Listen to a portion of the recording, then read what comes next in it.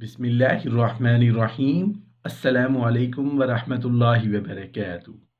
روزے دار کے درجات۔ قبر جنت کے باغوں میں سے ایک باغ ہے یا پھر دوزخ کے گڑھوں میں سے ایک گڑھا ہے۔ گناہ گار آدمی کے لیے قبر میں جہنم کی کھڑکی کھول دی جاتی ہے اور وہاں سے آگ کی لپیٹیں اور بدبو اسے پہنچتی رہتی ہے، اور نیک آدمی کے لیے جنت کی کھڑکی کھول دی جاتی ہے جہاں سے اسے روح و ریحان اور خوشبوئیں پہنچتی رہتی ہیں۔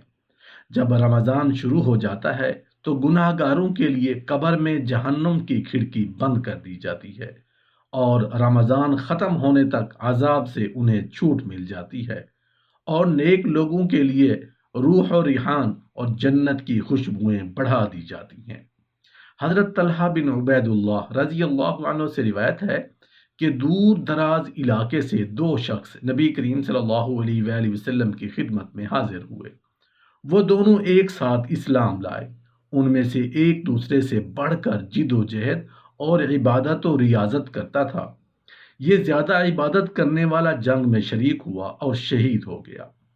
دوسرا اس کے بعد سال بھر تک زندہ رہا، پھر انتقال کر گیا۔ حضرت طلحہ رضی اللہ عنہ فرماتے ہیں کہ میں نے خواب میں دیکھا کہ میں جنت کے دروازے کے پاس کھڑا ہوں، دیکھتا ہوں کہ میں ان دونوں کے قریب ہی ہوں۔ جنت کے اندر سے ایک شخص نکلا اور ان میں سے جو بعد میں فوت ہونے والے کو جنت میں داخلے کی اجازت دے دی۔ کچھ دیر بعد پھر نکلا اور شہید ہونے والے کو اجازت دی، اور پھر لوٹ کر آیا اور مجھ سے کہنے لگا کہ واپس جاؤ، ابھی تمہارا وقت نہیں آیا ہے۔ صبح ہوئی تو میں نے یہ خواب لوگوں کو سنایا۔ لوگوں کو اس سے بہت تعجب ہوا۔ اللہ کے رسول صلی اللہ علیہ وآلہ وسلم کو یہ معلوم ہوا اور تمام قصہ سنایا تو فرمایا، تمہیں کس بات سے حیرانگی ہو رہی ہے؟ صحابہ نے عرض کیا، اے اللہ کے رسول صلی اللہ علیہ وآلہ وسلم، ان دونوں میں پہلا شخص زیادہ محنت و ریاضت کرتا تھا، پھر شہید بھی ہوا، اور اس کے باوجود دوسرا جنت میں اس سے پہلے داخل ہوا۔ فرمایا، کیا دوسرا اس کے بعد ایک برس زندہ نہیں رہا؟ صحابہ نے عرض کیا، بالکل رہا۔ فرمایا، اسے رمضان نصیب ہوا تو اس نے روزے رکھے اور سال بھر اتنے اتنے سجدے کیے، یعنی نمازیں ادا کی۔ صحابہ نے عرض کیا، یہ بات تو ضرور ہے۔ آپ صلی اللہ علیہ وآلہ وسلم نے فرمایا، ان دونوں کے درجوں میں آسمان اور زمین سے زیادہ فاصلہ ہے۔ حضرت ابو ہریرہ رضی اللہ عنہ سے روایت ہے کہ رسول اللہ صلی اللہ علیہ وآلہ وسلم نے فرمایا، جس نے اللہ کی راہ میں جوڑا، یعنی دو چیزیں خرچ کیں، وہ جنت کے دروازوں سے پکارا جائے گا، اے اللہ کے بندے، یہ دروازہ اچھا ہے۔ جو شخص نمازی ہوگا وہ نماز کے دروازے سے پکارا جائے گا، جو شخص مجاہد ہوگا وہ جہاد کے دروازے سے پکارا جائے گا، اور جو شخص روزے دار ہوگا وہ باب الریان سے پکارا جائے گا، اور جو شخص صدقہ کرنے والا ہوگا وہ صدقے کے دروازے سے پکارا جائے گا۔ حضرت ابو بکر رضی اللہ عنہ نے عرض کیا، یا رسول اللہ صلی اللہ علیہ وآلہ وسلم، میرے ماں باپ آپ پر فدا ہوں۔ ان دروازوں میں سے جس دروازے سے بھی پکارا جائے اس پر کوئی حرج نہیں، لیکن کوئی ایسا بھی ہوگا جو ان تمام دروازوں سے پکارا جائے گا۔ آپ صلی اللہ علیہ وآلہ وسلم نے فرمایا، ہاں، اور مجھے امید ہے کہ تم ان میں سے ہوں گے۔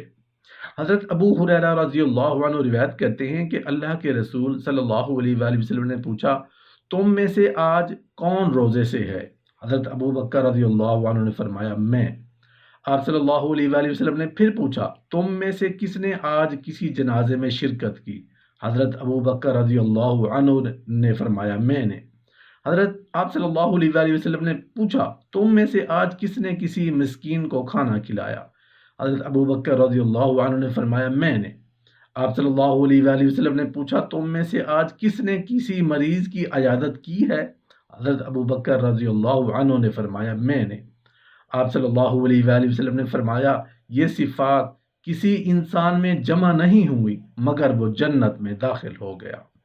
حضرت سلمان فارسی رضی اللہ عنہ کی روایت کا آخری حصہ نقل کیا جاتا ہے جس میں روزہ دار اور رمضان دونوں کی فضیلت مذکور ہے۔ یہ وہی خطبہ ہے جو نبی کریم صلی اللہ علیہ وآلہ وسلم نے شعبان کی تاریخ میں ارشاد فرمایا، جس میں اس مہینہ میں کوئی نیکی کی ایسا ہے جیسا کہ اس نے دوسرے دنوں میں فرض ادا کیا، یعنی نفل عبادت کا درجہ اس قدر ہو جاتا ہے کہ فرض کے برابر، اور جس نے فرض عبادت کو ادا کیا تو اس کا ثواب 70 گنا ملتا ہے۔ یہ مہینہ صبر کا ہے اور صبر کا ثواب جنت ہے۔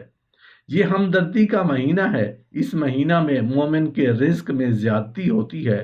جس نے کسی روزہ دار کا روزہ افطار کرایا تو یہ فعل اس کے گناہوں کی بخشش اور دوزخ کے عذاب سے نجات کا سبب بنے گا، اور اس کو روزہ دار جیسا ثواب ملے گا، لیکن دوسرے روزہ دار کے ثواب میں کوئی کمی نہیں ہوگی۔ اصحاب رسول صلی اللہ علیہ وآلہ وسلم نے عرض کیا، اے رسول اللہ، ہم میں سے ہر ایک کو اتنی طاقت کہاں کہ کسی کا روزہ افطار کرائے؟ رسول اللہ صلی اللہ علیہ وآلہ وسلم نے فرمایا کہ نہیں، یہ ثواب تو اس کو بھی ملے گا جو ایک گھونٹ دودھ یا ایک گھونٹ پانی سے افطار کرائے، اور جس نے روزہ دار کو سیر کر دیا، اللہ اس کو قیامت میں میرے حوض سے پانی پلائیں گے، جس کی وجہ سے جنت کے داخلے تک پیاس نہیں ہوگی۔ ذرا غور کریں کہ اس ماہ میں اللہ کی رحمت کتنی وسیع ہوتی ہے کہ ہر فرض کا ثواب 70 فرضوں کے برابر۔ نیز ارشاد فرمایا، یہ ہمدردی کا مہینہ ہے۔ جب ایک مسلمان روزہ رکھنے کی وجہ سے صبح سے شام تک بھوکا پیاسا رہتا ہے تو اس کے دل میں ان لوگوں کی ہمدردی آ جاتی ہے جو فاقوں میں زندگی بسر کرتے ہیں۔ جب انسان خود مصیبت میں مبتلا ہوتا ہے تو پھر اسے عافیت کی قدر معلوم ہوتی ہے۔ نیز ارشاد فرمایا کہ اس مہینہ میں مومن کا رزق بڑھا دیا جاتا ہے۔ ہم مشاہدہ کرتے ہیں کہ رمضان المبارک میں سحری و افطاری کے وقت میں ہمیں دسترخوان پر وہ اشیاء نظر آتی ہیں جن کو پورا سال ہم نہیں دیکھتے، یا وہ بیک وقت ہمارے دسترخوان پر جمع نہیں ہوتی۔